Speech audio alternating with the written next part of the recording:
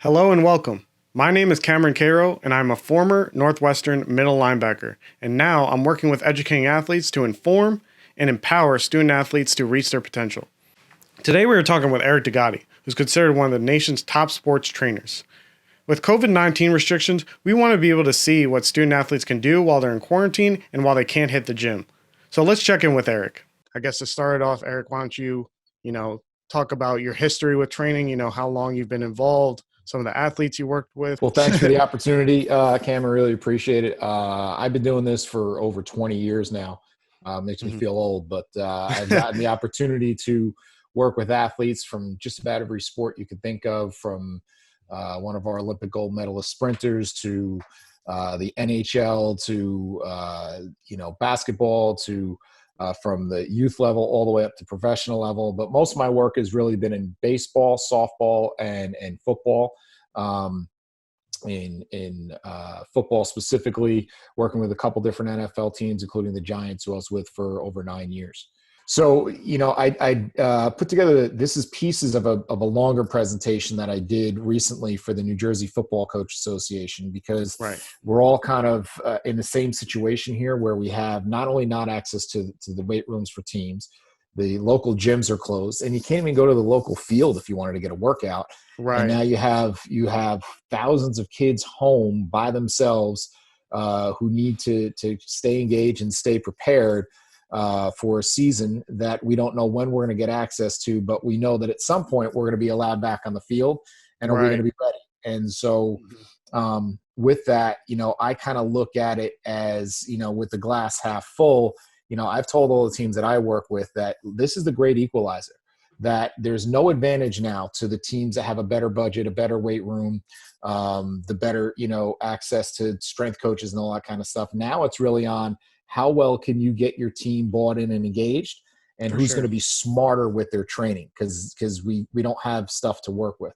And so now it's a matter of kind of who's going to be able to do those two things. And the teams I'm working with, I'm telling them, look, you're already a month and a half ahead of all the other teams that are sitting around and waiting for the green light and playing video games all night and Yeah. eating junk. And so there's a couple things that I wanted to express to these coaches, and I want to express to the high school kids that are out there, because I still do a lot of work with high school teams. Is that the first fear is that, oh my God, I'm going to lose everything, right? We started working out Yeah. in December or January, and now we got about two months in before they shut us down. Am I going to lose all my gains? And I Mhm. just pulled some research showing that they took one group where they basically had them train for 4 months and 3 days a week, and then they had them stop all their training. Mhm. That group basically lost all their new muscle, and it was as if they never trained at all. But Oh they wow. took Yeah. another group and they gave them just a third of their training volume. So basically went from 3 days a week to one day a week. They Right. actually kept all their muscle, and actually were able to still gain muscle. Um, and then the third group, they cut them down to 1/9, basically 10% of their initial program, which is minimal. And they still were able to keep all their muscle from their initial program. So, Right. and Wow. their strength gain. So it doesn't mean it's going to all go away, but you have to do something. Right. What is Okay. I want to know what 1/9 looks like. That's what is that? Just Yeah. stretching? Well, I mean, if you think you're thinking doing three, they were basically doing, three sets of 10, 3 days a week. So basically they Right. did one set of 10 was enough to Wow. kind of keep them going. Another research kind of showed the same thing, where they took world-class kayakers. Now I know kayakers isn't football, but like I joke Right. with football coaches, you find me a football coach that'll give 5 weeks off. It Yeah. usually doesn't happen.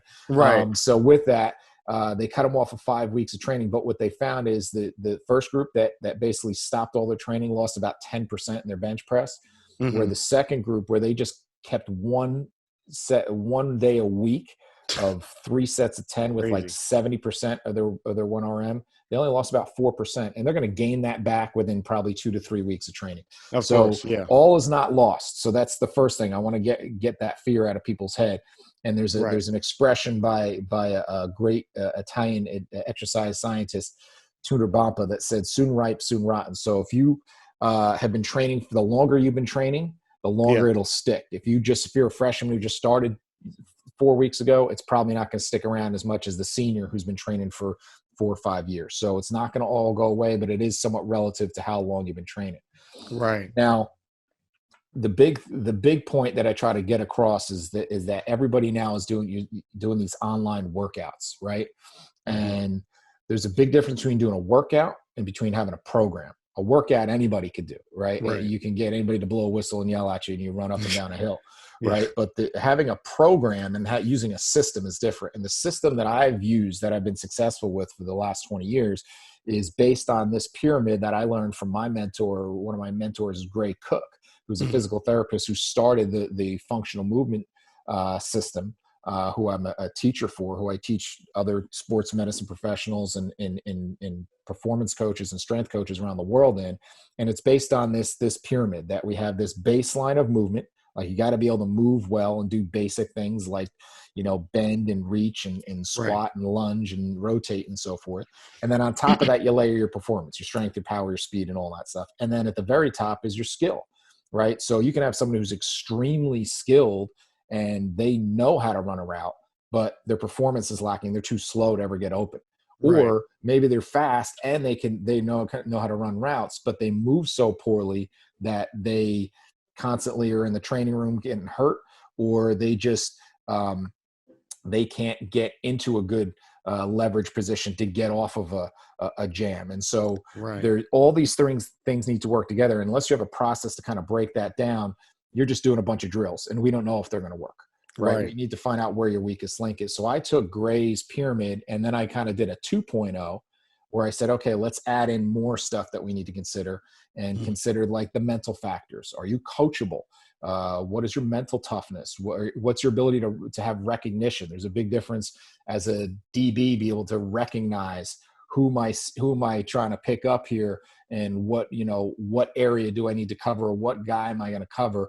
And that's going to make you look slow or fast on a field, no matter what your 40 is. And then your recovery. Are you a one-play wonder, or can you come back and keep doing it? All these factors come into play. And then I took it even a step further and kept blowing it out. And then these are all the factors I look at. I got like 50 things on here. So when you're an athlete, I consider all of this. And because I don't know what the weakest thing is that's holding you back. And so the conversation I have with an athlete is say, all right, if I had a magic wand, which I don't, make my life easier if I did. But if I had a magic wand and I could give you any one of these attributes tomorrow and it would make you the player you want to be on the field, which one is it? And so all these things link together. So I have to be able to figure out, well, maybe you're not fast because everybody's going to tell me, oh, they want fast. Well, maybe you're not fast because your body composition stinks. Your fat doesn't move all that fast. Maybe you need to clean up your diet, and that's going to be the thing to get you faster. Or maybe you're not fast because you don't move well. Your stride's too short because we have to open up your hip mobility. And so all these things have to be considered. If not, then I'm just laying down a speed ladder and doing workouts and hoping for the best. And most times it doesn't work. Well, that wraps it up for our first segment. In our next segment with Eric DeGotti, we'll be going deeper into the types of exercise and tools you can use to sustain as well as improve your gain. Until next time.